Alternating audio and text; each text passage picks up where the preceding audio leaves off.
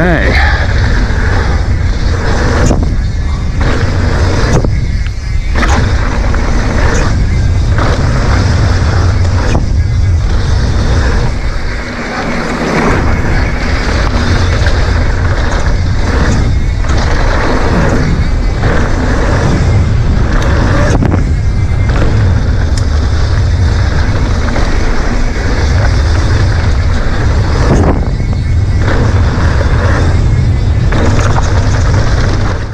Channel riders. So I got back from Dirt Farm the other day, which is my first full bike park day on this bike. I did go to Dovey Bike Park with my friend Joe, but after the second run that didn't end very well. So this is my first full day at a bike park where I actually went to plan.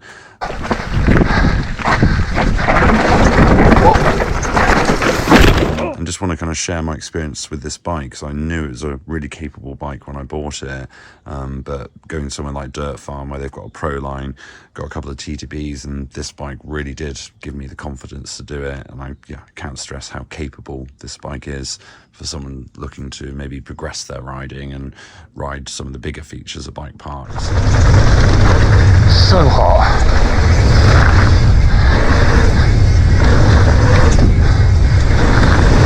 Whoa!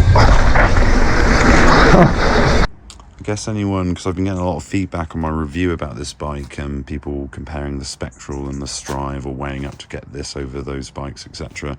And one factor to that sort of sets this apart from the other two is the rear suspension. Obviously it's got more suspension all round, it's the 180mm front and rear, but it's the kinematics. It's obviously taken from their Sender, their World Cup downhill bike, and it is very progressive, very poppy, and obviously they probably worked on that design and know a lot about it, and that does make it a little bit different, and you've got a bit more travel. But anyone weighing up the two, again, I think this bike is kind of the one to go for if you're looking to go for the bigger stuff, because that will I think that helps give it a little bit of an edge from, well, again, my experience on the Spectral, which had a similar design to the Strive.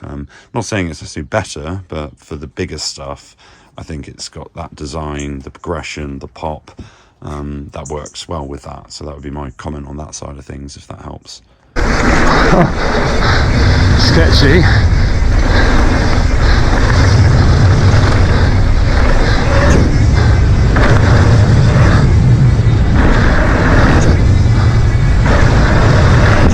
Whoa!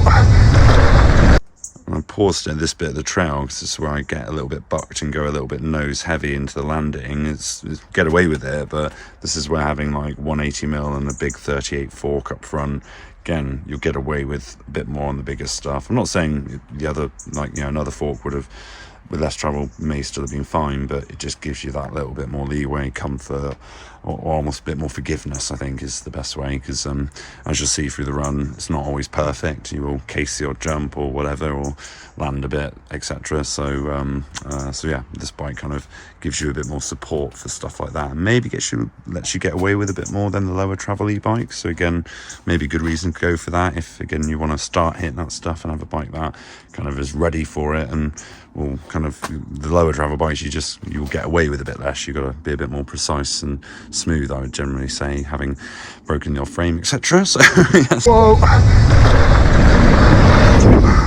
Yo!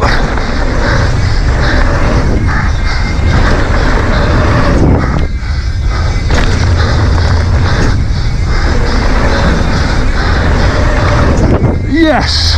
Oh, sugar!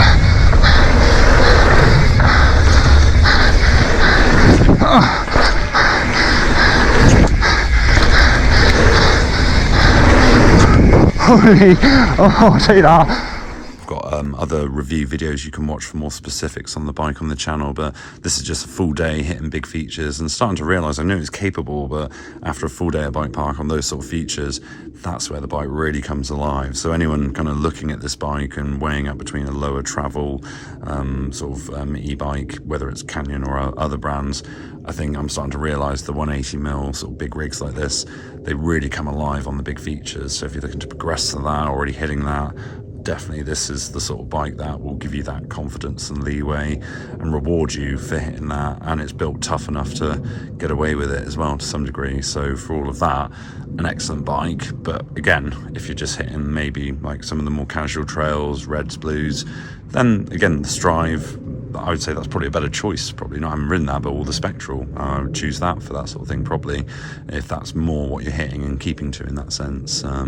So yeah, and I hope this helps in terms of my thoughts. I was in Derbyshire, or Narbyshire as I'm now calling it, with Joey on the day after, hitting completely different type of trails to the Dirt Fun Bike Park. So getting some good footage, and thanks to all you riders for watching and supporting the channel. It's now a year on, and yeah, trying to keep up and get some good footage for everyone. So yeah, thanks for the support, thanks for watching as always. Keep riding your bike. It's shredding. Look at that. No. So then you go super sweeping left hand, super sweeping right hand, keep going right, up high, and then you get a step down, and there's a rock, like a rock lip sort of hip double. That I think you'll be fine on, actually. Yeah, you'll be following me, you'll be fine. Yeah, that's a lot of words, Joe. I'm just going to follow you if that's all right. That was awesome.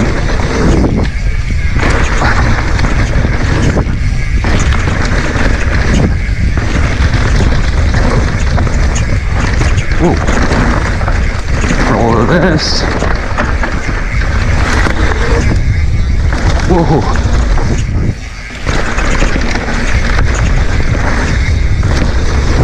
Whoa, yes.